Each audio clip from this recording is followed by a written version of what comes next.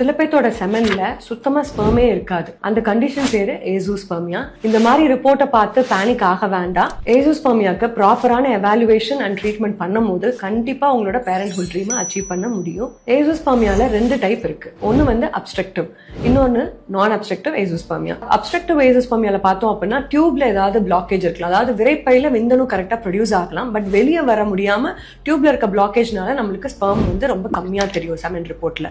இன்னொன்னு நான் obstructive azoospermia. இந்த கண்டிஷன்ல பார்த்தோம் அப்படின்னா விரைப்பையிலேயே வந்து விந்தணு உற்பத்தி ஆகுறது வந்து உங்களுக்கு ரொம்ப கம்மியா இருக்கும். ஸோ ஃபர்ஸ்ட் ரொம்ப முக்கியமானது, you will have to repeat your semen analysis.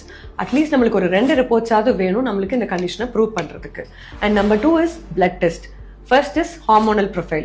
So hormonal profile பண்ணி பார்க்கணும் நம்ம. அப்பதான் நம்மளுக்கு தெரியும் விந்தணு கரெக்டா உற்பத்தி ஆகுதா இல்ல உற்பத்தி ஆகலையா அப்படின்னு சொல்லிட்டு. ஹார்மோனல் ப்ரொஃபைல் பார்த்தா தான் நம்மளால மெடிக்கலி ட்ரீட் பண்ண முடியுமா அப்படிங்கிறது நம்மளால அசஸ் பண்ண முடியும். And number 3 is genetic testing. Genetic testing is very important. ஏன்னா சில நான் அப்ஸ்ட்ரக்டிவ் கேசஸ்ல ஜெனடிக் டெஸ்டிங்ல ஏதாவது பாசிட்டிவா வந்தாதான் நம்மளால அடுத்த டெசிஷன் எடுக்க முடியும். And number 4 is testicular biopsy.